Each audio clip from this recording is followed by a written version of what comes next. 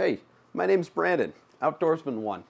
It's a new year, 2023. Got a lot of new stuff to show you. New house, new gear, new camera, new microphones, new everything.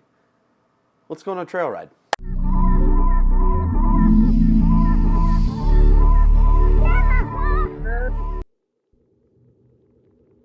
If you guys are in the Utah area, check us out on Facebook and Instagram. Go ahead and click that link in the card above or in the bio below. Grab your discounted bucked up supplements, help support what we got going on here, new affiliate. Also guys, I've got these little DJI mics now, the little Bluetooth ones. I've heard your comments about how terrible my audio has been on previous videos, so I listen guys, thank you.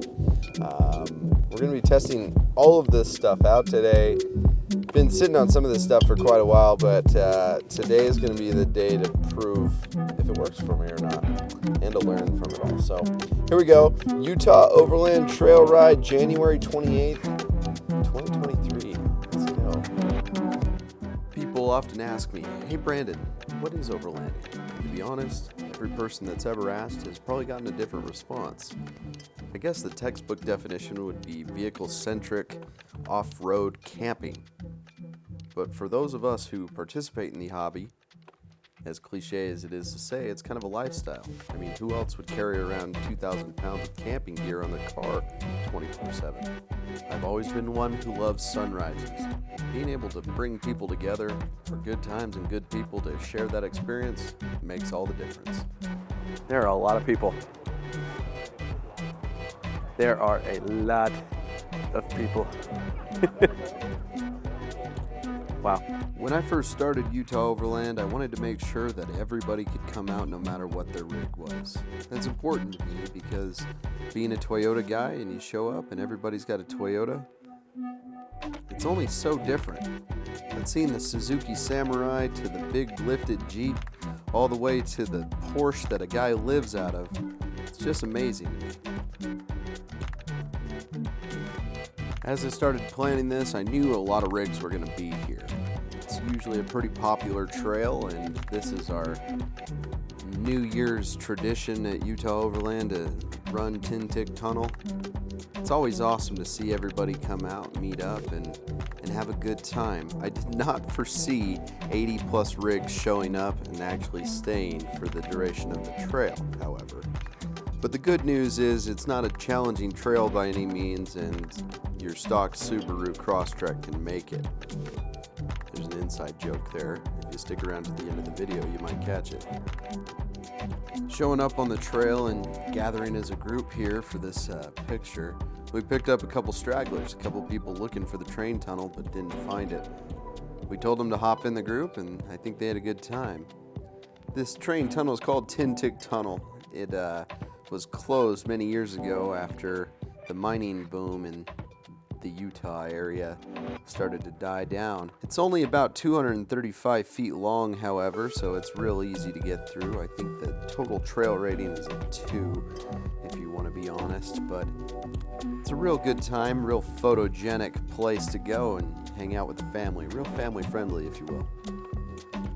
If you're a history buff like me, you'll find it interesting to think that full-size trains once traveled through this small tunnel, and the tracks were removed many years ago.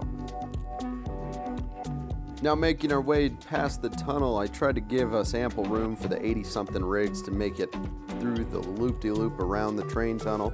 Luckily, I had my drone so I could figure out where the end of the line was. I found myself using my drone more than the radios, it seemed.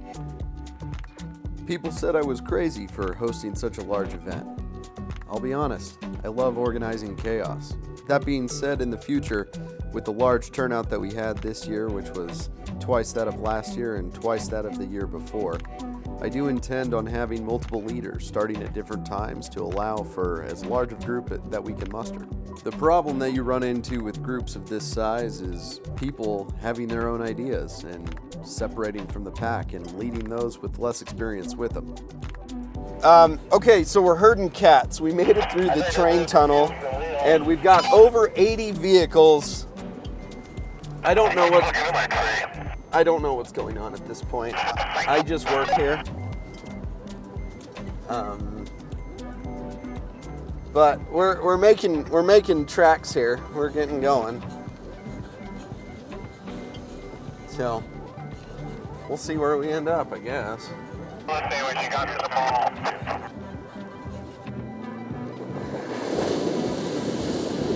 Luckily, we did have a lot of people this year that had radios, so our communication was much better than years in the past, which proved to be effective with getting people who strayed away back on track and to the final destination at the end. I have no idea what's going on.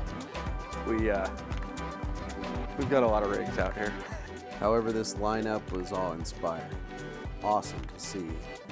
In years past, we only had a couple rigs stacked up behind mine on this straightaway, and this year, we took up 3 or 4 straightaways, and a couple turns, and a couple bends. How awesome to think that we brought this many people together to share a good afternoon on a beautiful, beautiful Saturday.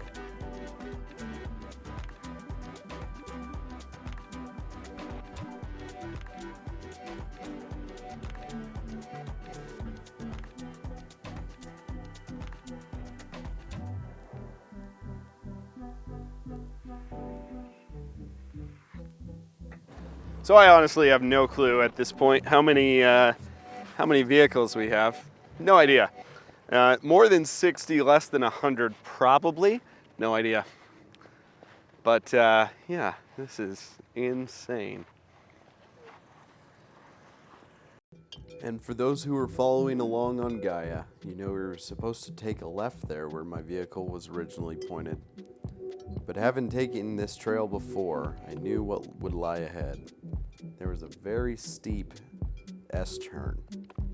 And with the amount of snow that was currently on the trail, and with the temperature being what it was, I figured that if we all took that path, somebody would end up sliding off that trail. So we ventured forward, taking a little bit longer route than I originally planned. Luckily, didn't add much. People started rolling into our end destination.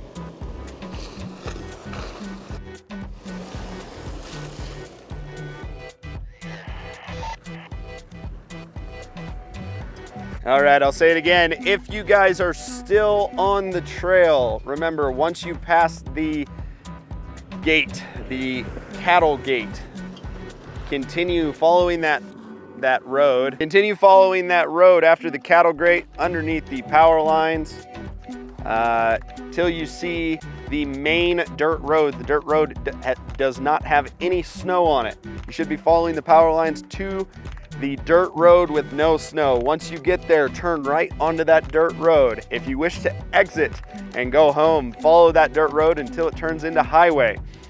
If you wish to pose with us for the group picture, turn right again when you see everybody sitting off to the side of the road. Thank you.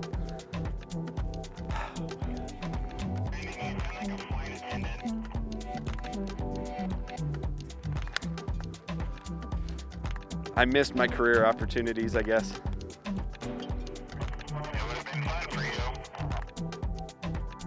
I don't have anything funny to say. Probably. Oh, but I didn't have that before. I definitely do now. Yeah, I feel bad for all the Porsche This radio traffic is 10 out of 10. I'm strobing them.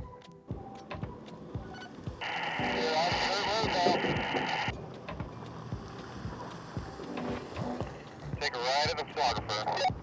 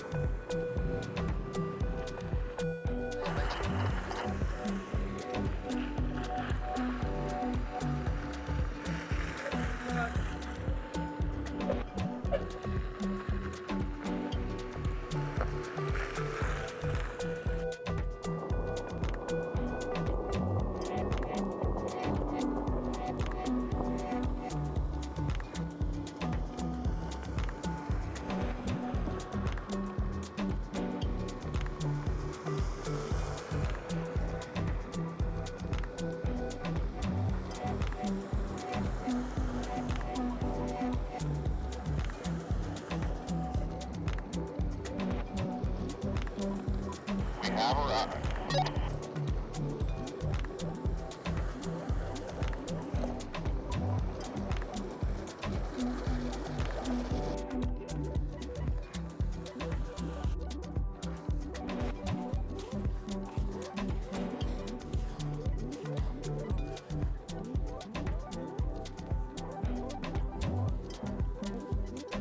And to think at the end of the day, this was probably only half the people that joined us on this trail.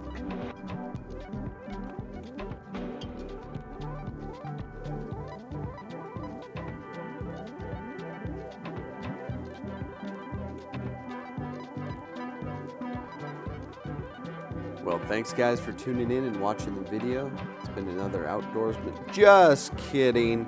We've got bonus clips here. Somebody, who shall go unnamed, decided that their Crosstrek's transmission was going to overheat. So we're going to get a little bonus clips of searching him out, finding him, and getting him back home safe. This is another perfect example of why I always record my locations everywhere I go off-road, and I pre-download the map so that I know what routes that we took, kind of laying a little bit of a breadcrumb. We easily found him and didn't run into any issues. Okay, so the three of us, 2 Land Rovers and me, Big Gertha, are tracking down a Subaru Crosstrek who this transmission overheated. We just got radio reception with it and somehow he lost the path. So he is right there. You can look at it. He's right there, we're right there.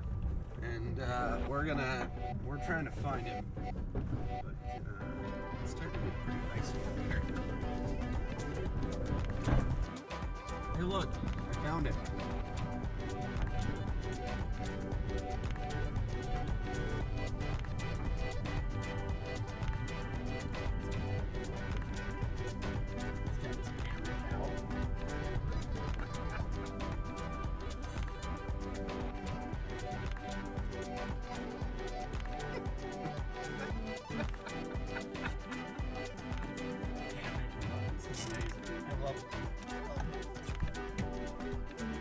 Okay, so I'm here with the 2 Land Rovers that are laughing at me because I'm so heavy. But we get here and he's just chilling there in a hammock.